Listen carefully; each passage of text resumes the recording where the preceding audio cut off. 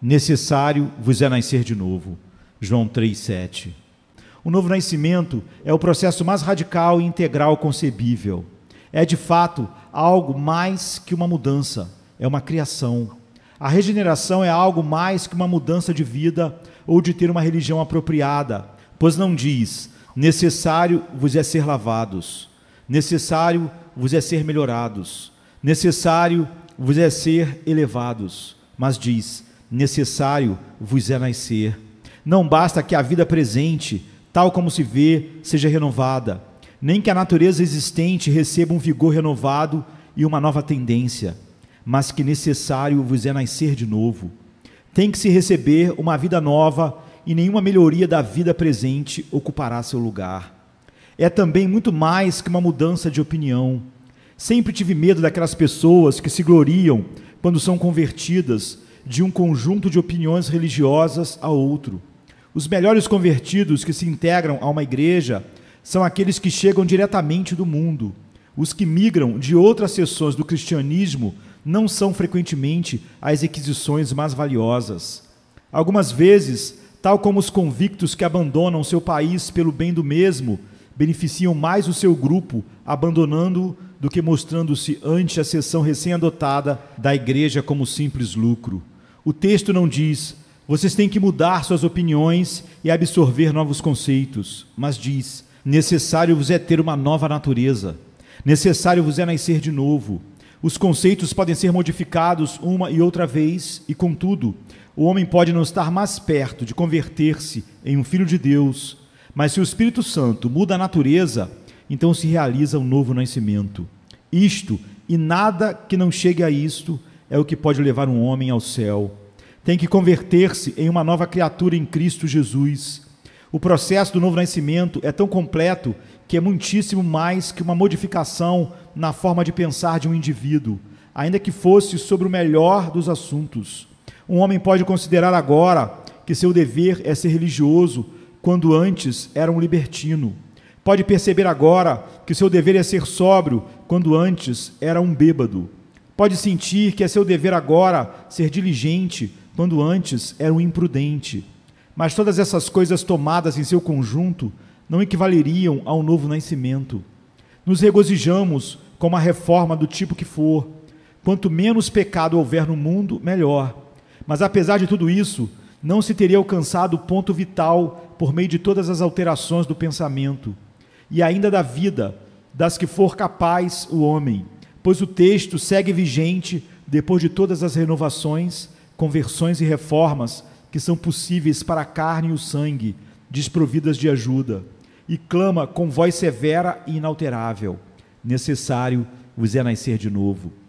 A pessoa em questão pode ter passado por uma grande série de cerimônias, pode ter recebido calorosas boas-vindas em uma assim chamada igreja, e das mãos de quem se considera um sacerdote ali, podem ter destilado a impostura aquosa, a água benta, que dizem regenerar a alma, mas é necessário algo mais que os sacerdotes não podem transmitir e que a água não pode efetuar. Nosso Senhor Jesus Cristo se referia a algo muito diferente do abracadabra, de uma forma vazia, quando disse, necessário vos é nascer de novo. Eu digo na presença de todos os que foram batizados na infância e de todos os que foram batizados na idade adulta sem ser crentes. A vocês, sim, a vocês infiéis batizados, eu digo, necessário vos é nascer de novo. Se foram batizados ou rebatizados, mas ainda são incrédulos e não têm o Espírito de Deus em suas almas, necessário vos é nascer de novo. O que quer dizer tudo isso? E qual é o significado desta mudança tão completa? Acaso as palavras não querem dizer evidentemente que deve ser gerado em nós uma nova natureza? Em relação à vida, uma natureza é o produto de um nascimento. Uma vida que não existia antes vem ao mundo no nascimento. Uma nova vida tem que ser implantada em nós, para a qual somos uns perfeitos estranhos por natureza.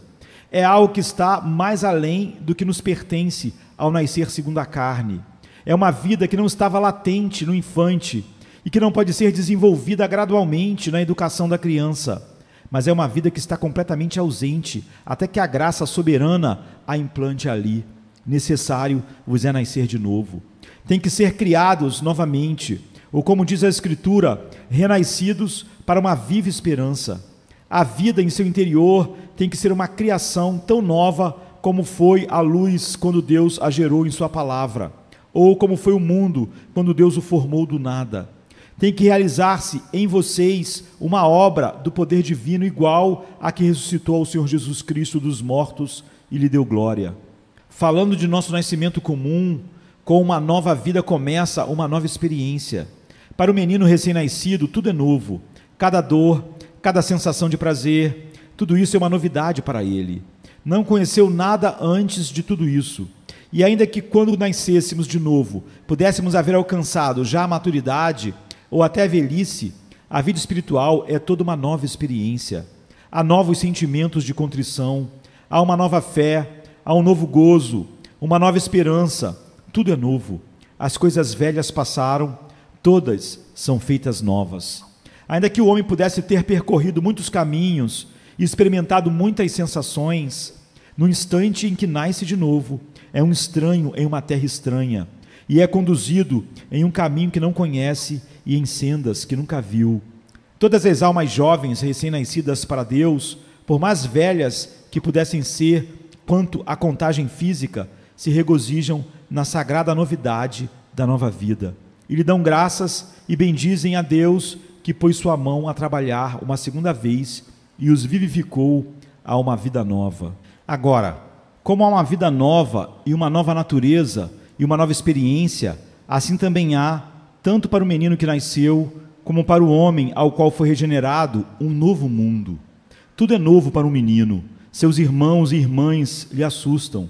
Quando sai ao ar livre e contempla os verdes campos pela primeira vez, fica maravilhado. Para o pequenino, tudo é novo. Vive como em um museu, pois está rodeado de maravilhas. Mesmo os brinquedos que os adultos olham com tanto desprezo são grandes maravilhas para o pequenino. Está encantado com todos eles. De igual maneira, um cristão, um homem que renasceu, vive num mundo novo. Tudo é novo para ele agora. Tal como lembro de ter escutado uma jovenzinha dizer quando encontrou pela primeira vez o Salvador.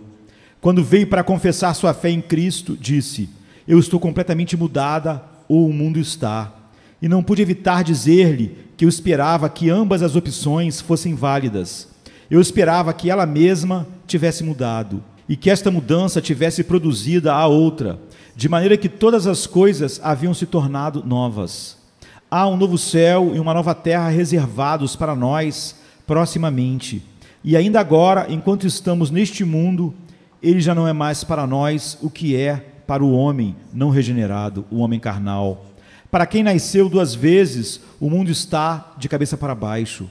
As coisas que uma vez amamos deixam de nos interessar e as coisas que ambicionávamos as consideramos agora como lixo. Enquanto que as coisas que eram desprezíveis se converteram para nós em objetos de suprema atenção. Nossos pontos de vista sobre tudo o que nos rodeia são inteiramente diferentes, porque o Espírito Santo nos mudou. Essa tem que ser tua experiência, querido ouvinte. Ou você viverá como os homens carnais e morrerá em seus pecados. Você tem que experimentar esta criação divina, sem importar quem seja. Não pode haver nenhuma exceção. Você tem que conhecer esta grande mudança ou estará perdido. Você poderia ter sido embalado no colo da piedade. O nome de Jesus poderia ter se misturado com a calma da primeira canção de ninar. Talvez você não escutasse no início quase nenhuma música, exceto a de hinos sagrados. Poderia ter recebido um ensino de moralidade e santidade mediante o exemplo de muitas gerações de antepassados. Mas, sendo quem você for, ou fazendo o que fizer, você tem que receber uma nova vida. Tem que passar por uma nova experiência e tem que viver em um mundo novo ou estará perdido. Você tem que viver num mundo espiritual onde tudo é novo. Deve ter uma conversa com Deus, algo desconhecido para você até agora. Você tem que conversar com seu filho, para quem você tem sido um estranho. Tem que sentir o poder e a energia do Espírito operando em você, um assunto que não era conhecido até agora, ou não haverá esperança para você. Notem que cada nascimento põe em operação uma nova força. Nasce um novo trabalhador. Ele é fraco ainda, Mas esses pezinhos serão fortes para correr, e essas diminutas mãos se tornarão destras em algum ofício útil. E assim, quando uma alma nasce para Deus, ela sente um novo poder em seu interior, e ela mesma se converte em uma nova força. Obedece a um poder que nunca antes conheceu e se vale de uma força que não havia podido exercitar antes e que nem sequer entendia. Um novo poder chega entre os homens quando outra alma nasce para Deus.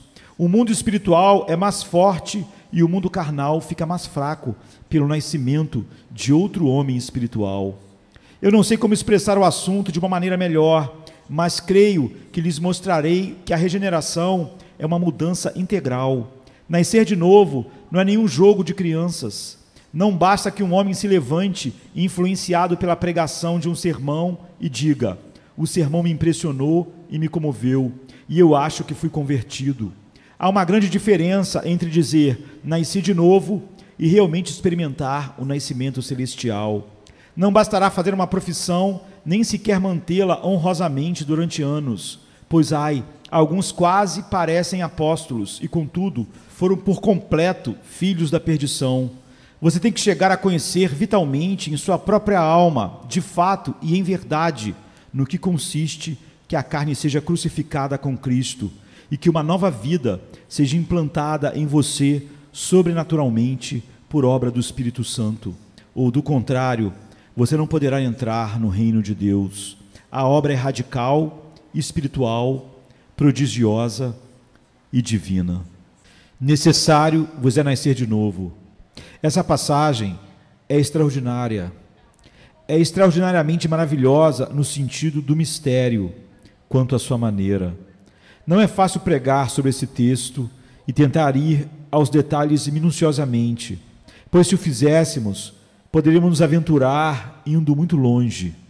Li tratados sobre o tema que eram extremamente carentes de delicadeza e que estavam calculados para produzir aversão mais que para impressionar.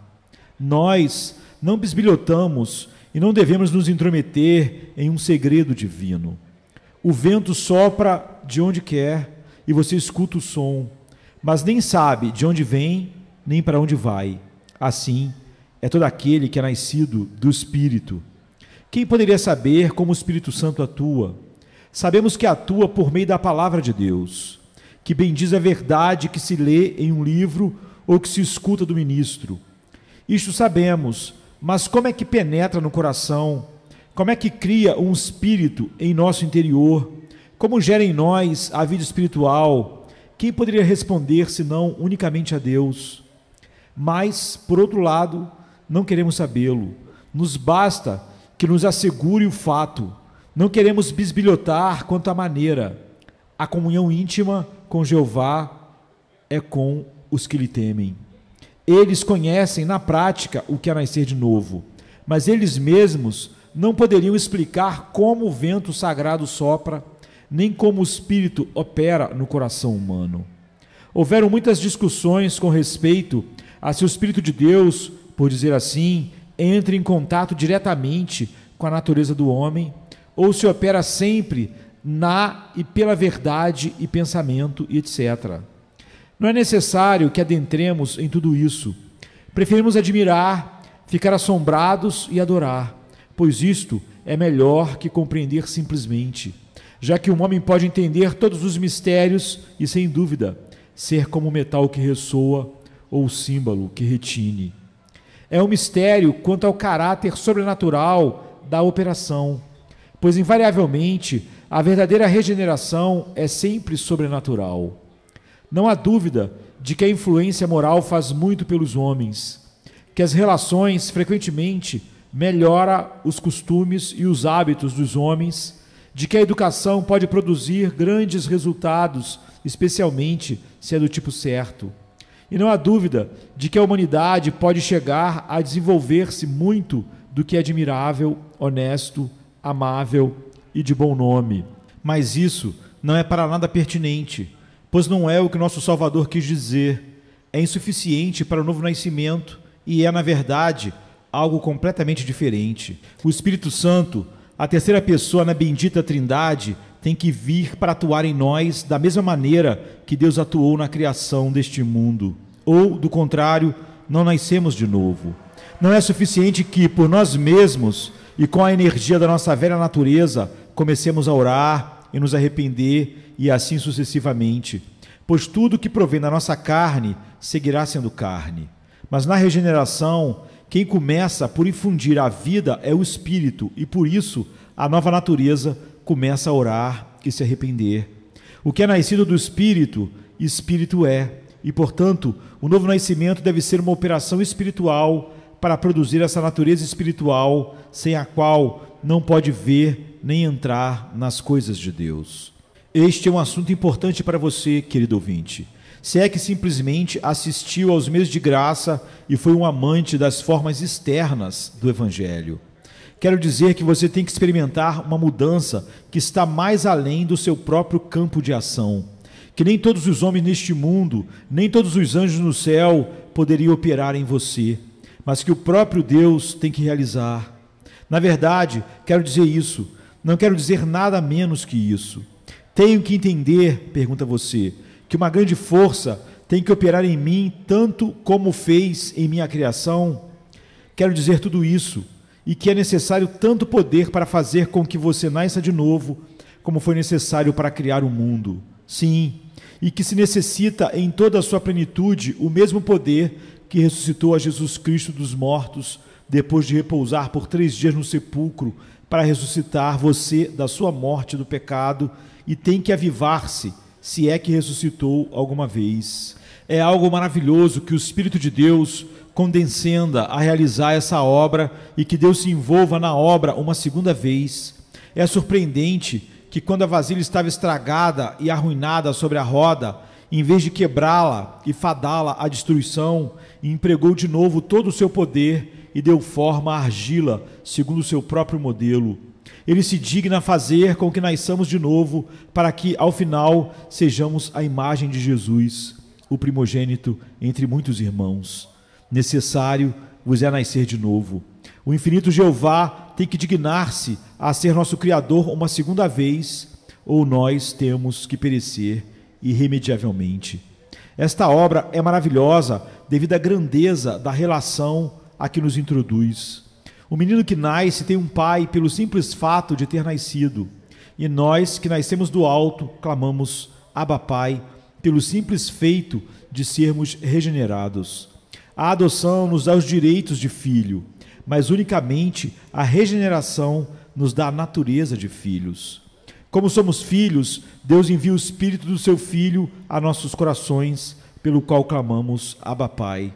Se nasci de novo, sem importar qual seja a minha condição na vida ou minha posição na sociedade, então Deus é meu Pai. E segue que Jesus é meu irmão.